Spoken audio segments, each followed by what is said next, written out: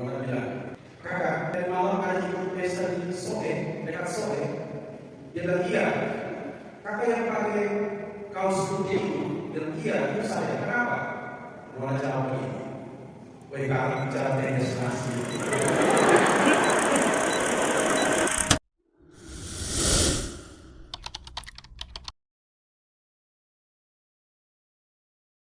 Brother yang terkasih, Bapak Mama, saudara-saudari, kakak adik umat beriman yang dicintai Tuhan, selamat sore semua. Selamat hari Minggu. Apa kabarnya? Ada yang lapar? Tidak? Judul renungan, segala sesuatu bisa berubah. Saudara-saudariku yang dicintai Tuhan, sebagai manusia yang masih hidup di dunia ini, kita ada bersama dengan sesama. Sesama adalah orang-orang istimewa yang Tuhan titipkan ada bersama kita, untuk ada di dalam suka ataupun di dalam duka. Karena itu yang dari kita adalah bagaimana kita bersikap, bertingkah laku secara baik, secara benar kepada sesama. Namun di dalam kenyataannya ada banyak orang yang tidak mau lagi berbuat baik. Mungkin karena kebaikan yang pernah dia lakukan tidak mendapatkan respon yang baik ataupun balasan yang baik, atau juga memanfaatkan kebaikannya. Tetapi saudara-saudara yang dicintai Tuhan, di dalam kitab suci, di dalam Galatia, bab 6 ayat 9, di sana dikatakan, janganlah kamu jemu-jemu berbuat baik, sebab apabila sudah datang waktunya, kamu akan menuai, apabila kamu tidak lemah. Saudara-saudariku yang dicintai Tuhan, suatu waktu ada 3 orang laki-laki. Mereka mau pergi jemput saudaranya di Kupang. Jadi mereka pakai mobil dari Atambua, jalan ke Kupang. Mereka berangkat sore hampir malam, dan mereka tidak makan siang. Masing-masing saling berharap nanti ada yang mau traktir. Jadi jalan, kemudian sampai di Soe, mau makan di Seibabi. Tidak tahu namanya apa. Ada yang biasa kalau di Kupang biasa di warung Seibabi depan Polres. Mau masuk di situ, satu tanya, ada uang berapa di situ? Yang satunya bilang, teman, ini modal nyawa. Hanya modal nyawa. Tanya yang di satu lagi, sama, ini modal nyawa. Kemudian yang satu tanya di driver, kau punya berapa? Saya punya hanya 10.000. Nah, aduh, ini kita sudah lapar, sementara perut ini berteriak supaya mau makan. Kemudian ada satu yang bilang, sudah, kita jalan saja. Kita jalan sambil lihat, kalau ada pesta di pinggir jalan, kita turun dan makan. Jadi yang satu bilang, oh iya betul, karena uang 10.000, jadi 10.000 itu beli amplop. Walaupun di dalam amplop itu tidak diisi uang. Saya yakin ada yang pernah seperti itu. Jadi lewat Soe itu mereka jalan terus sambil lihat kiri kanan. Lihat. Beberapa menit kemudian ternyata ada motor banyak di situ, mobil banyak. Satu bilang, oh ini sudah. Jadi satu bilang, sudah, coba turun, lihat mereka sudah makan atau belum. Karena tadi mereka sudah beli amplop, satu turun. Dan ini sementara orang makan. Jadi mereka 3 turun, karena mereka pakaian rapi juga. Untuk pesta ya. Jadi mereka turun, kemudian bawa amplop, pergi masukkan amplop itu di dalam kotak. Walaupun tidak ada uang, isinya tidak ada. Percaya diri karena lapar. Isi masuk, kemudian selamat, setelah itu antri makan. Mereka 3 baku lihat saja. Lihat kira-kira ada yang kenal kita atau tidak. Ini dari apa buat pesta di Soe. Setelah makan kenyang, mereka bilang, kita lanjut sudah. Lanjut. Besok paginya ada satu WA masuk di salah satu dari 3 itu. WA-nya bilang begini, ada dari satu nona. Nona bilang, kakak yang tadi malam ada ikut pesta di Soe, dekat Soe. Dia bilang, iya. Kakak yang pakai kaos putih itu, dia bilang, iya, itu saya. Kenapa? Nona jawab begini, woi kakak bicara tendes nasi itu. Kakak bicara tendes nasi. Baca itu kakak sembalas lah.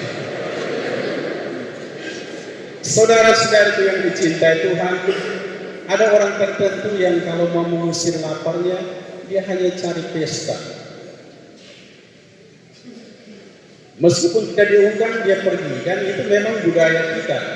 Yang namanya tuan rumah tetap menghargai.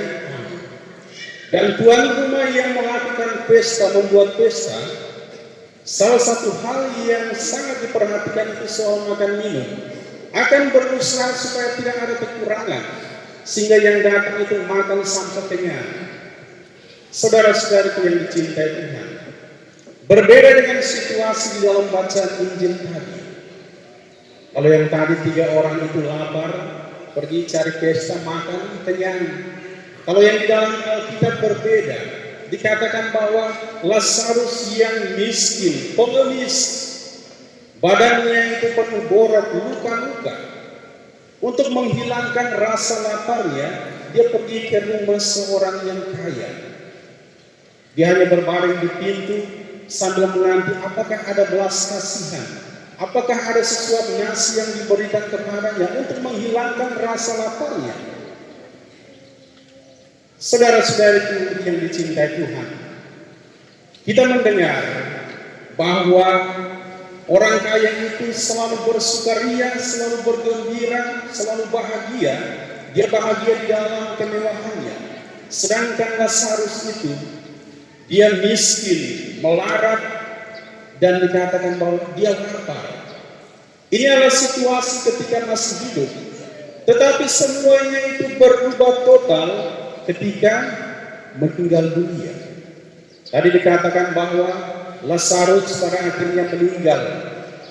Kemudian orang kaya itu juga meninggal dan dikuburkan.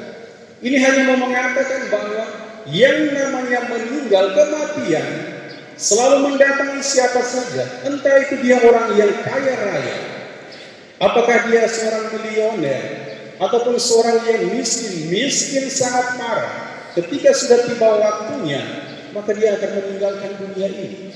Dan semuanya itu sudah tercatat di dalam Alkitab.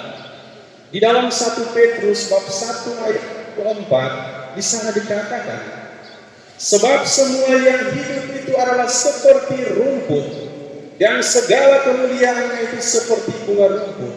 Rumput menjadi kering, dan bunga rumput menjadi gugur.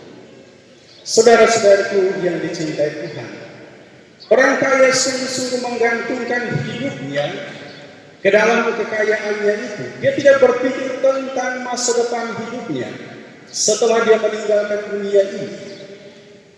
Dan kitab suci berkata apa? Dalam Lukas bab 9 ayat 25. Apa gunanya seseorang memperoleh seluruh dunia, tetapi ia membinasakan dan merugikan dirinya sendiri? Dia biar kaya raya, tetapi pada akhirnya dia tidak mengalami keselamatan, itu percuma, sia-sia. Dan itulah yang dialami oleh orang kaya itu. Ketika dia masih hidup dan dia bersikap acuh tak acuh, tidak memberikan perhatian kepada Lazarus, ingatlah bahwa itu dia sementara merancang tentang masa depan hidupnya di dalam keabadian. Saudara-saudariku yang dicintai Tuhan, secara hukum, apa yang dilakukan oleh orang kaya ini tidak salah. Mengapa? Karena ketika dia melihat Lazarus berbaring di pintu, dia tidak pergi kemudian mengusirnya. Dia tidak pergi kemudian menendangnya, tidak pergi kemudian memukulnya, tidak pergi dan membunuhnya. Karena itu secara hukum dia tidak salah.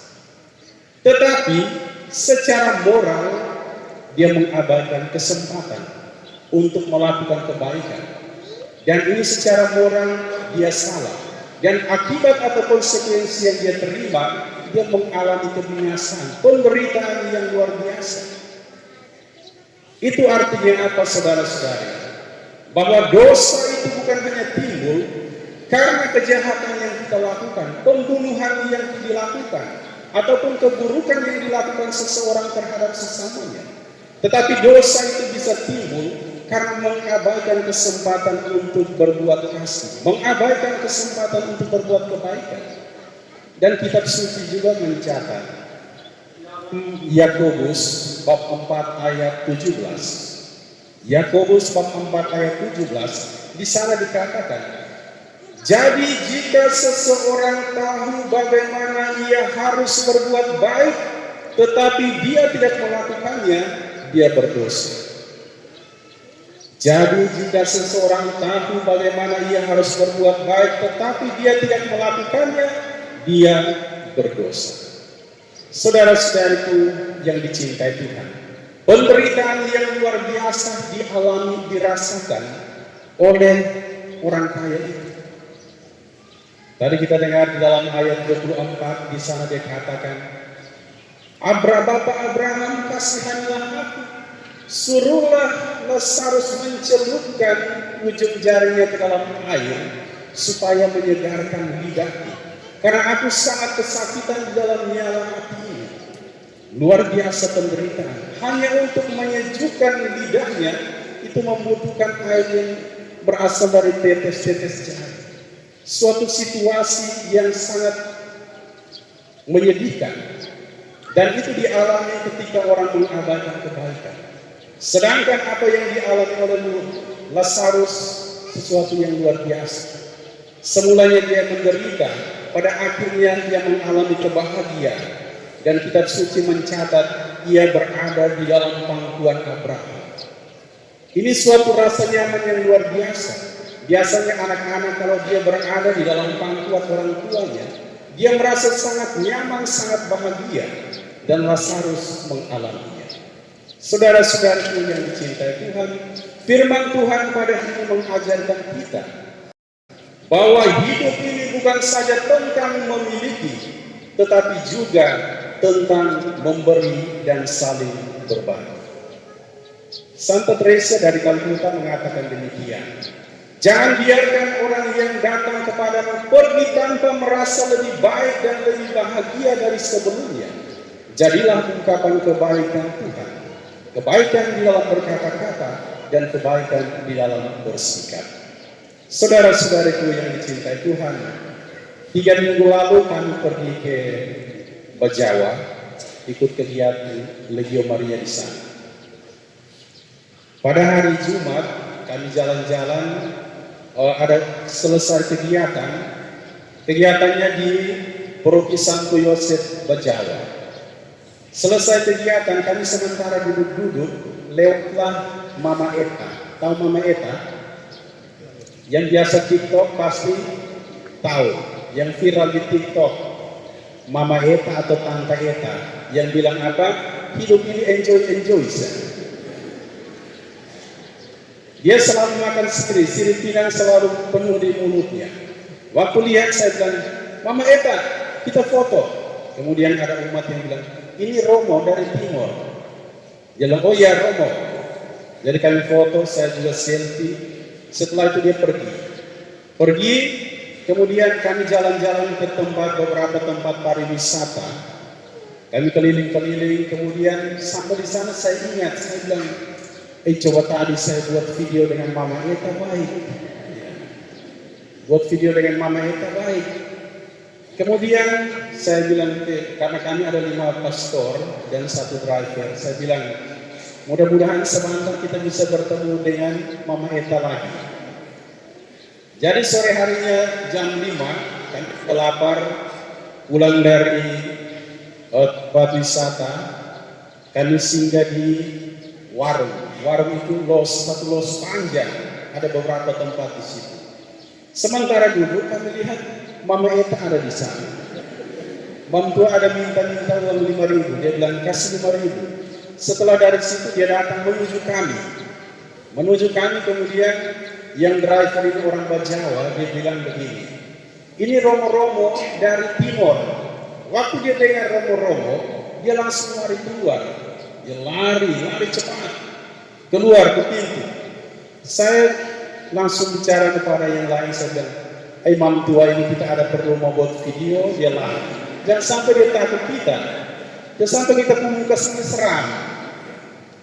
Kami pesan makan, sementara makan 30 menit kemudian saya duduk di sini, driver kepala meja, yang lain pastor, kami 5 orang.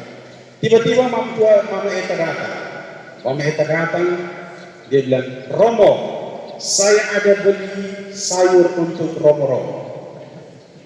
Saya bilang, sayur apa? Dia bilang, sayur pucuk labu Jepang. Ini kita dengar lucu. Pucuk labu Jepang ini kita di timur lucu. Tetapi orang di Bajawa itu adalah makanan sayur favorit. Orang di sana makan pucuk labu Jepang, dia punya buah itu orang kasih makan babi. Kita pun terbalik. Saya bilang, ada bawa 1 karung, dia bilang iya 1 karung. Satu karung memang, dia bilang, tapi karung jinjit. Saya karung apa? Dia bilang itu yang plastik merah besar. Kemudian ada pastor yang bilang, Kak Romo tidak usah, ini tidak mungkin kita mau kasih naik muat di pesawat. Saya bilang tidak apa-apa, biar ambil saya. Saya bilang, Mama Eta ambil. Jadi Mam tua keluar, pikul 1 kantong penuh. Dalam hati saya bilang, ini Mam tua beli atau dia pergi minta-minta. Tetapi tadi dia katakan apa? Saya belikan romo-romo sayur.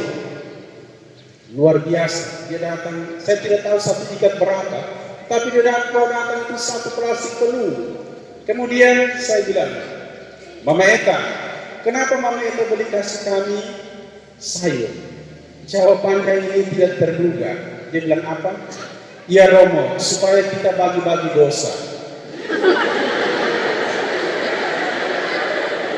Supaya kita bagi-bagi dosa. Dia bilang ini kebetulan ada 5 Romo yang kita bagi-bagi dosa. Romo jangan hitung saya punya dosa ya. Kemudian dia katakan lagi, Romo, saya punya hidup ini sangat terbebani, beban berat sekali, dan saya mau bagi beban itu dengan para Romo. Saudara-saudara yang dicintai Tuhan, ini pengalaman yang sederhana, cepat, tetapi punya makna yang luar biasa. Mama Eta itu adalah seorang sederhana yang sedikit miring. Tetapi di dalam keterbatasannya, sebagai seorang yang sakit jiwa, dia masih memperhatikan masa depan hidupnya. Dia masih berpikir bahwa saya ini adalah manusia yang berdosa. Saya mau membagi dosa-dosa. Memang ini kedengaran lucu, tetapi dia katakan, saya kasih ini supaya kita bagi-bagi dosa. Artinya dia mau merancang masa depan hidupnya di dalam keabadian. Dan dia sadar bahwa dia orang berdosa dan dia mau berubah. Kita yang waras ini tidak pernah berpikir bahwa saya ini adalah orang berdosa. Karena itu saya mau berubah apa? Karena saya bukan orang berdosa. Tetapi saudara-saudara yang dicintai Tuhan, seperti orang kaya yang meminta kepada Abraham untuk mengutus Lazarus kepada keluarganya. Dia katakan masih ada 5 orang saudaraku. Kalau Lazarus pergi, maka mereka akan berubah, mereka akan bertobat. Oleh karena itu saudara-saudara yang dicintai Tuhan, melalui firman Tuhan ini, kita diingatkan untuk menggunakan kesempatan ini secara baik-baik. Untuk melihat apa yang telah kita lakukan. Sesuatu yang kita lakukan itu adalah benar, tetapi juga adalah salah. Kalau kita belum melakukan sesuatu, apa yang kita rancangkan untuk kita lakukan. Saudara-saudariku yang dicintai Tuhan, ada satu orang bijak mengatakan demikian. Apabila engkau hanya menyandarkan hidupmu kepada kekayaan, ingatlah bahwa satu waktu engkau akan jatuh miskin. Apabila engkau hanya menyandarkan hidupmu pada kedudukanmu yang tinggi, ingatlah suatu waktu engkau akan jatuh dan terhina. Apabila engkau hanya menyandarkan hidupmu pada akal budi dan kepintaranmu, ingatlah suatu waktu engkau akan tersesat. Tetapi jika engkau menyandarkan hidupmu seluruhnya kepada Allah, yakinlah engkau tidak akan jatuh miskin, engkau tidak akan terhina, apalagi engkau akan tersesat. Lebih daripada itu, engkau pasti akan mengalami kebahagiaan, bahagia di bumi, bahagia di surga. Tuhan memberkati kita karena Tuhan sayang kita semua.